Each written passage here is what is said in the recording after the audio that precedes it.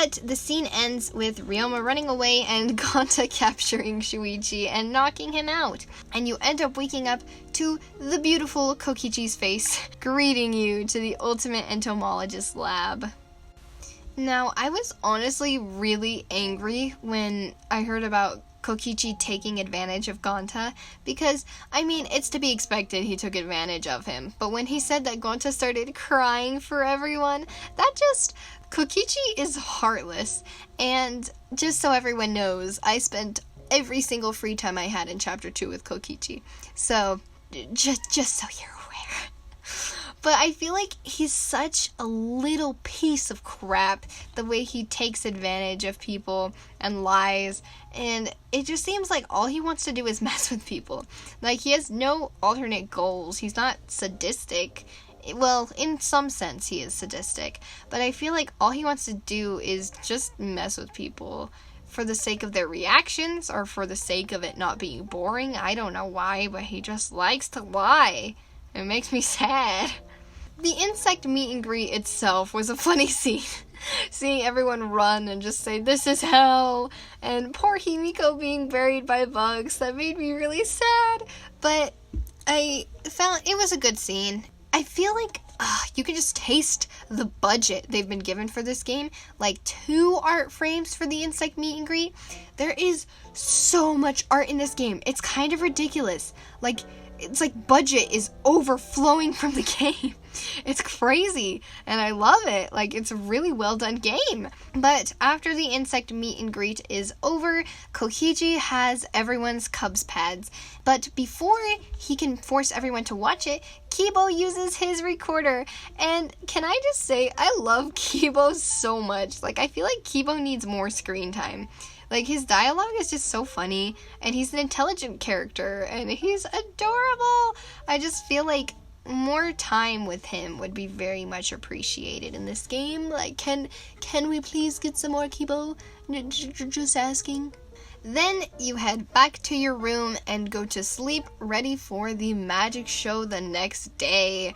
And I was completely aware that bad things were going to happen at the magic show, as I already said, and there was just so much build up to that moment, and the art, when they started showing art frames, I knew it could not end well. And let me just say, when Shuichi looked into the piranha tank and it said it was murky and full of piranhas above the actual water tank, I knew someone was in there. The moment, just the fact that the game said the water was murky and he couldn't see, my immediate thought was, someone's in the piranha tank. Who? I thought for sure Kaito was gonna die because he wasn't present. And then seeing Gonta run up to the stage and go, huh? I was like, no, Kaito's dead, and I was ready to grieve. But then when the piranha tank opened and you see, I was not ready for that death. I was not ready.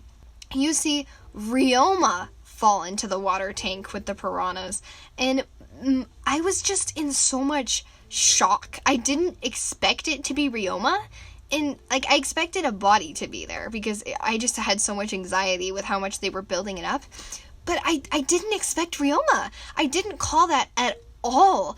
I didn't know if he would die at some point during the game, but at this specific moment, I didn't think it would be him. I thought it would be Kaito. When it happened, I was kind of just at a loss for words. I didn't know what to say. I recorded my reaction, so I will be sure to include that in another video, but I couldn't even process it. I was sad, don't get me wrong, but I was in shock. I just didn't know what to do. And let me just say, seeing Ryoma's body get eaten from flesh to bone by piranhas was something I never thought I would see, and I never wanted to see, and it bothers me so much. Imagine if the blood was red and the bodies were realistic. That is a gruesome death. I'm really glad he was already dead when he fell into the tank. Just imagine being eaten by piranhas alive. It's terrifying. Let me tell you, my literal childhood nightmares were piranhas, eating me. That was my childhood nightmare, and it just happened. It was so sad. One thing that made me really sad, though, was that nobody really reacted to his death. Like, I mean, don't get me wrong, they definitely reacted. But I feel like none of the characters were as impacted as they usually are in Danganronpa games. Like, even with Rantaro, I feel like the reactions to the bodies are just way less than I'd expect them to be. Like, in previous games, you get people crying and saying, like, why would this happen and everything, but I feel like now they're just like, dang it, he's dead, and then they just continue. Like, I don't know if that's just me, I feel like it's not in depth enough. Like, they just brush over the fact that they're dead, and I might be completely wrong about that, and I'm just not observant enough, but that was just my take on it. I did find it pretty funny, though, when they used Kibo as a battering ram, and they threw him at the glass, and the fact that they even had art for that, just budget. But the idea of just breaking open a tank with Kibo, but then having blood gush everywhere, like bloody water and piranhas, it sounds so disgusting. I don't like it. I knew that because Ryoma's body was eaten, or perhaps not knew, but what I guessed was that he was eaten to destroy evidence. Like, they couldn't do a proper autopsy when his entire body was gone, unless the killer somehow managed to injure his bones, which is just even more ridiculously cruel. But I think this crime was, I want to say, very well thought out, but in all honesty, I don't know. For me, personally, I think this trial was very, not exactly, well, how do I describe my feelings on this trial? It was very bland to me. Like, even before I was done investigating, I already knew how they killed him. I, knew the specifics of the crime. Like, okay, there was a zip line, and then he put him in the piranha tank. Like, was it just me? I feel like it was so predictable and easy.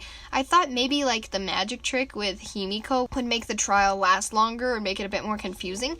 They just got rid of the magic trick thing right off the bat, and it was a bit disappointing. I don't know if it was just me. Like I'm saying, it might have just been me, or maybe a lot of people noticed this, but I feel like it was just so predictable. And even the killer, I honestly was, as sad as it is, I already basically knew who the killer was before we were even, halfway done with the trial. Which I wish that, I don't know if it was just because of the way it was set up, or if it was because of me, or just because of reasons, but I feel like it was just so obvious. Wasn't there a way to do it less obviously? The one thing during the investigation that really did surprise me, though, was going to Ryoma's room and finding out that he's not only the ultimate tennis player, but he is the ultimate prisoner, which that made me kind of sad. How in the shower room it was actually a prison cell, and it had handcuffs, and that's just, it's so sad. I feel like Ryoma didn't deserve any of the stuff that came to him. He was such a good guy. He didn't do anything wrong. Ryoma didn't deserve it. It might just be me, though, but I feel like the fact that they just threw in, by the way, he's also the ultimate prisoner, and we gave him a jail cell, I feel like that was cruel. Really cruel for Ryoma. But I think that's everything that I wanted to go over for the investigation, so let's move on to the trial! Now, as I said previously, I feel like this trial was just kind of bland. At the very beginning, they got the magic trick over with quickly. I did think it was very interesting, though, how it was very much heavy at the beginning, showing how Anji backstabbed Himiko, essentially. How she just turned on her and said, Himiko is suspicious, and just tried to get Himiko to admit that she did it. And I was so happy seeing Tenko stand up for her and just start crying and saying she'd rather die than not believe in Himiko. I just found that so touching, and I just wish Himiko would appreciate her more. Come on, Tenko's a pretty good waifu, you have to admit. She's a really sweet girl, and I was very angry at Anji for backstabbing Himiko. I can understand that you have to be suspicious of people during the class trial, but even me, there are certain characters, such as Gonta or Shuichi in the first trial, who I knew they wouldn't have done it. And it surprises me that Anji has absolutely no loyalty to anyone, except for perhaps Atua or herself. And I don't even know if she has loyalty to herself. It's just kind of ridiculous. I'm not a very big fan of her character, in all honesty. Not to hate on Anji lovers, but not my thing. During most of the trial, I honestly got through it very easily. There was one point where I struggled that I'll mention in a minute, but honestly, it was just so predictable, and I don't know if it was just me, but it was so much simpler than I wanted it to be. But let me tell you, when they were talking about Miyu's alibi for before nighttime, and they showed her in her lingerie, she was looking fine. I have to admit, Miyu went up on the waifu scale a little bit, like, look at that, though! Like, her proportions. Maybe, like, just 10 out of 10 if you know what I'm saying. And Gonta being embarrassed was adorable. But, like, in all honesty, during the trial, I just kind of stopped and stared at Miyu for, like, 5 minutes. Just like, look at that, man. Beauty right there. Then, another aspect of the trial that I'd like to go over is Oma. Just Oma in himself, which I mentioned this a little bit earlier, but I definitely feel like he changed from trial 1 to trial 2. I thought that during this whole game, Oma would just be this guy who constantly lies and just throws out fake evidence, but I feel like he's a lot more like Nagito than I thought he was. Like, he actually helps the trial a lot. Like, he gets people who are lying to admit the truth by pressuring them. And even if he's like trolling with people like, I have your Cubs pads and whatever, he actually makes valid points and progresses the trial. Like, he talked a lot during class trial 2, and I'm really wondering if he's gonna get this involved in future class trials, because I feel like the whole trial was just run by Kokichi and Shuichi. Like, the two of them were just carrying this trial. It was kind of crazy, in all honesty. But I don't know if it's because something changed in Kokichi, or if that's just because he has a different plan, but just the idea of him helping out rather than messing with things is so weird. Like, is that just me? And then, of course, moving on, there's another point in the trial where they go, it has to be either Kaito or Maki. And I knew, okay, it's probably not either of them. It's too soon. And I also feel like neither of them would have committed murder, or at least this murder. And so when Kaito said, I'm not the culprit, that's for sure, and then he started saying that, like, there's no way he could be the culprit, and Shuichi started panicking, I got really scared, because I was like, no, I love Kaito, I don't want him to get unreasonable because of Kokichi and just start blaming Maki. But then he said, Maki isn't the culprit either. And even though he had no evidence and he was just speaking from the heart, I was just so happy to see that despite Kokichi's crazy ramblings, he still believed in Maki, and he still believed in his gut feelings, which I feel like Kaito's just such a bro. He's such a good character. Like, on his own, I feel like he probably isn't the best, but put together with Shuichi, I feel like they're definitely a very good pair, and I'm happy that they're friends. Like, I would have never known how good a character Kaito is without him supporting Shuichi this whole time. Or should I say Shuichi supporting Kaito? Honestly, who is the sidekick in this relationship? Do we really know? And then, of course, there was the part where Shuichi lies, which, I hate lying. It's the worst. Now, when we lied in the first class trial, I was like, oh, this is such a messy, sloppy lie, and I expected us to have to lie a lot more. But in class trial 2, because I didn't get any back routes, which I'm a little sad about, but I only had to lie once in the trial, and that's where it kind of makes you lie, is when Shuichi said that he heard voices by the stairs when they were exercising. And in all honesty, comparing Kaide's lying to Shuichi's lying scared me a little bit, because Shuichi is good at lying. Like, he even gave out like a specific exercise. Like, I just feel like, I don't know if it's because he's a detective or just the type of character he is, but I didn't expect him to be that good at lying. And that worries me a little bit, but you know, good for him. I mean, we're playing as him, so I guess nothing too drastic can happen. I do want to talk about the mini-games a little bit too, though. Sorry I'm jumping from topic to topic. In all honesty, I really didn't struggle with any of the mini-games. I feel like Psyche Taxi was way too easy. Hangman's Gambit, though, I will say that I didn't know what the word was, but despite not knowing what the word was, like, even by the last letter, I wasn't sure what it was, but I got it way more quickly than I thought I would. Like, I was just like, oh, W, and just went with it. Because I was expecting something like zipline or inner tube, but nope, it was a ropeway, which I've never heard that term used. I might just be stupid, but who says ropeway, in all honesty? Like, what? But that might have just been a translation thing, or I'm just stupid. But again, I didn't really struggle with any of the games. If I did say I struggled with something, it would have been the argument armament, which I feel like it's a lot better now that they fixed the bug, because during the first class trial, I was terrible at it. Like, I was sucking. But I think it's because they fixed the bug, and because maybe I just got a little better at it, it was a lot easier.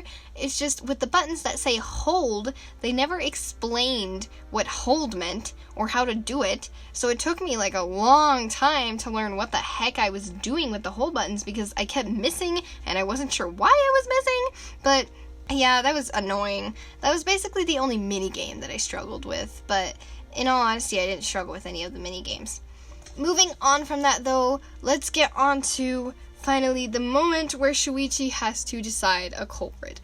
And I will say, I knew for a long time who the culprit was, just because, like I said, this case was way too obvious to me, and they wrote it out way too clearly. Like, they were like, the culprit must be intelligent, and the culprit must blah, blah, blah, blah, blah.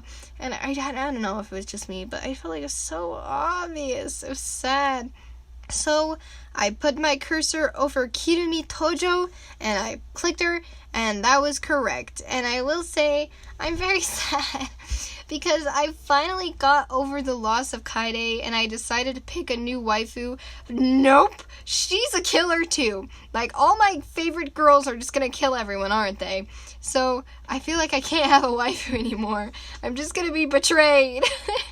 It's so sad, but I really did expect this from Kirumi. It was definitely possible, and I wasn't sure exactly why she did it. In my personal guess, I thought she definitely saw her motive video, because that was the motive. That was obviously what they were going to use.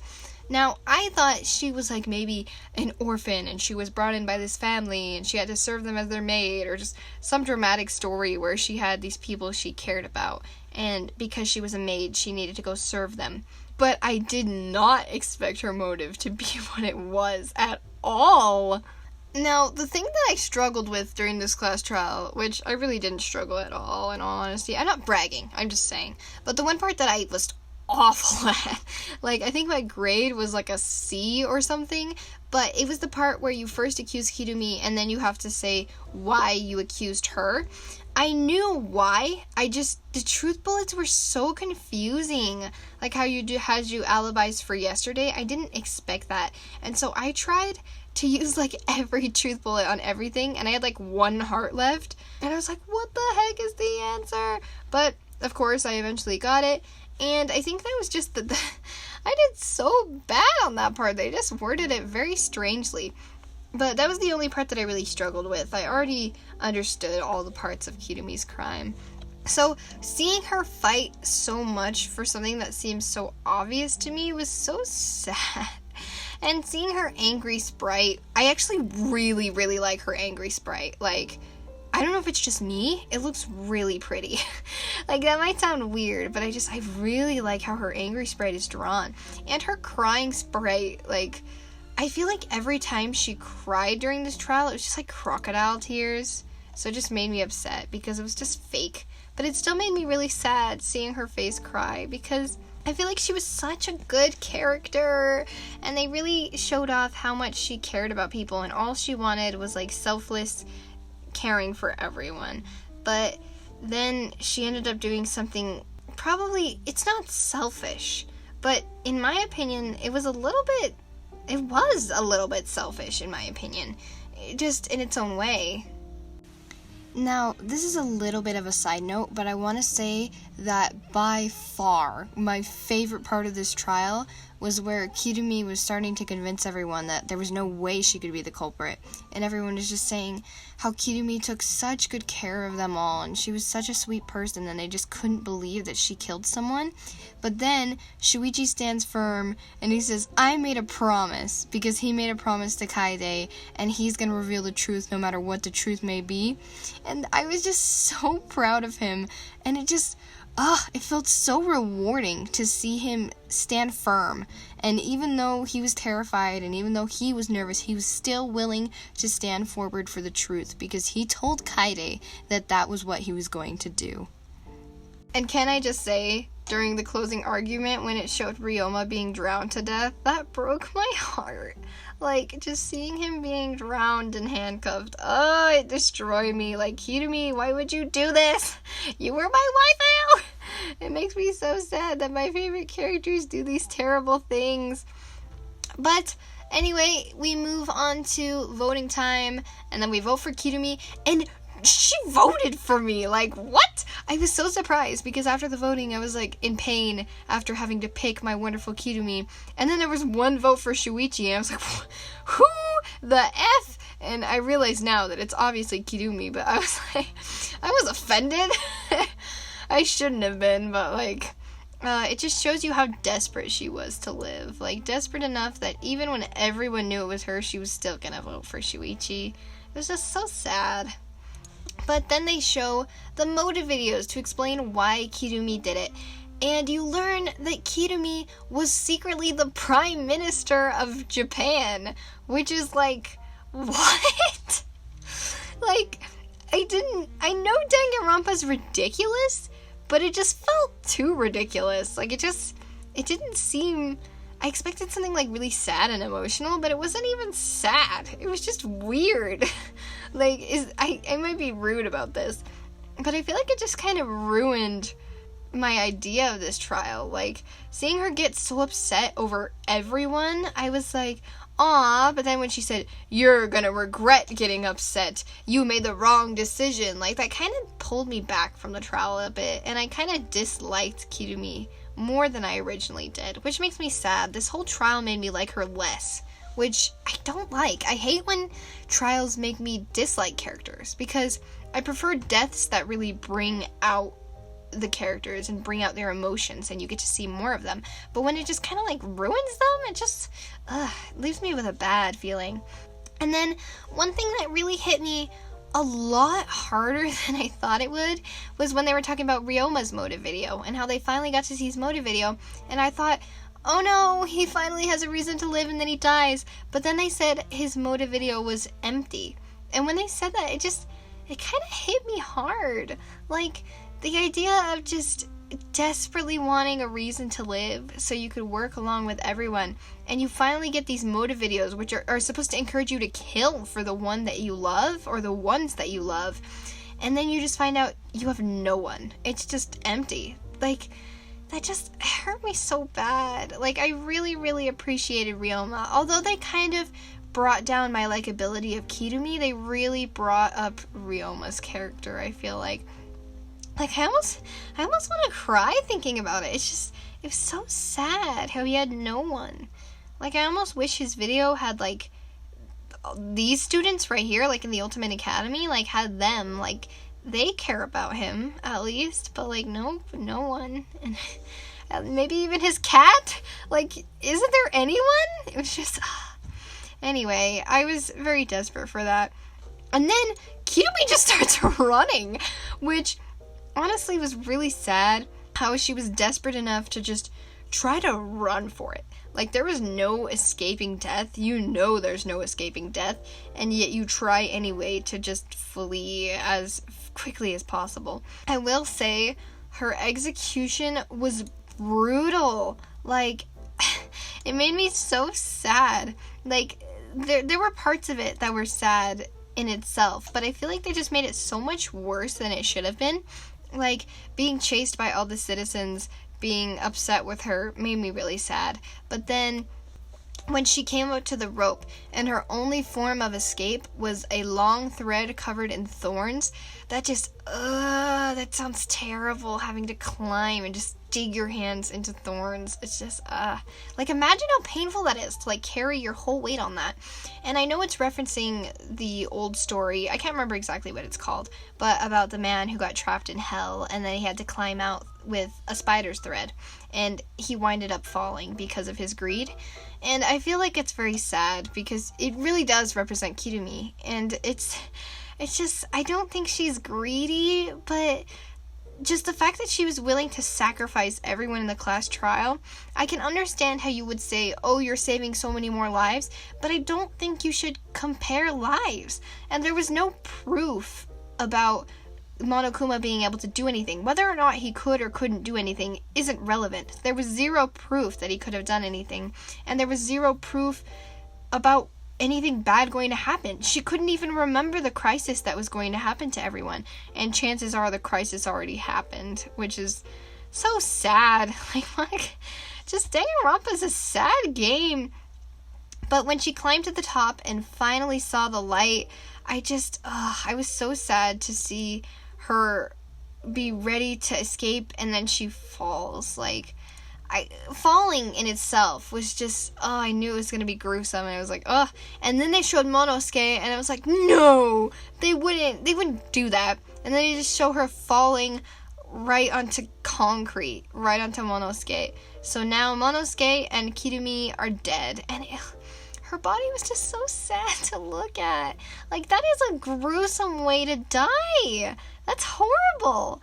And I hate how every time the monocubs die, or at least I say every time, it's only happened twice, but the bodies cover the monocubs in blood. It's just, so gruesome. So gruesome. Overall, I didn't enjoy the trial as much as I could have, but it was okay. And I really liked the scene at the end where Kaito was like telling them not to compare the value of lives. Like, life, I love the quote that he said. I think it was, life is meant to be lived. And I feel like that in itself is just, it really sums up Kaito's character, and it was really nice. I feel like the characters should listen to Kaito more. Like, he's not the smartest, but you should listen to his advice, because he's got good advice sometimes. Now, I expected the class trial to end right here, but then, of course, they have the end scene where Oma says that he needs to talk to everyone about something. And I wasn't exactly sure what he was going to talk about, or who he's going to be like, guess what, here's your motive videos, or just something random. But then he says there's a liar worse than him, and that liar is Maki. And at that point, I was like, whoa, what are you talking about? And then he said that she had a secret identity, which I didn't know what he meant by secret identity, as if he was saying Maki was the traitor of this game, or the mastermind, or something along those lines. I didn't really know what he meant. But then, seeing Maki choke him, like, whoa! I really liked that art, by the way. Like, it was really pretty, and the voice acting was really nice. Like, it made me so happy for some reason. I don't know, just seeing Oma choke just made my day. Props to you, Maki. Waifu points. But seeing her so desperate to hide something, and I don't know if I'd use the word desperate, but seeing her so upset about it, I was like, what is she hiding? But then Oma says she's the ultimate assassin. And I was like, what? Which, it makes a lot of sense. Like, it makes sense why she wouldn't want anyone to see her motive video, and why she would protect her room and not let anyone in, essentially. And it also fits her character a lot more, because I felt like the ultimate child caregiver, just for someone who doesn't even flinch at dead bodies and never speaks about children or anything like that, I just felt like it wasn't reasonable. Like, I still believed she was the ultimate child caregiver, and I thought, like, maybe later they'll show us that she had, like, little siblings or something, but nope, she's an assassin, and that, like, she scored some serious waifu points. Like, I really like Maki. I think she's a very interesting character, and I like how they showed a lot more of her during this trial, and I'm really excited to see how much more of her they're going to show, because I want to get to know her better. I feel like she's kind of the Kyoko of this game. After losing Kaide, like, everyone thought Shuichi was going to be the Kyoko of this game, but Kaito kind of took his place, but, like, not really, because he's not the most helpful person. So I think Maki's going to be the deductive person that helps out Shuichi during this game. and I really hope she doesn't die. I'm gonna be so sad if she does die. This whole trial was interesting. I will say the plot, like I said, was bland, but just seeing the characters, I feel like it was very good for exhibiting characters and their emotions, especially Anji and Tenko and Oma. Like, it really brought out a new side of them, and I am very excited to continue playing the game. In all honesty, I am loving this game so far. I wish I could play it faster. I'm sorry these videos are coming out so slow. As I say, I have an insanely busy schedule, but I might have more time to make videos soon, so hopefully there's that. But at this present moment, this is as fast as I can do. I'm so sorry, but I'm so excited to continue on this journey with you guys, and be ready because I am going to do school mode with everyone, so I will have a playthrough of that if you're interested, so look forward to that, maybe not. Anyway, that's all that I have today. Thank you so much for watching. I appreciate every view, every like, every comment. You guys you're so awesome. Like, all of you guys are great. Thank you so much. I really appreciate it. And anyway, thank you so much for watching. I hope to see you next time I make a video. And until next time, mata ne!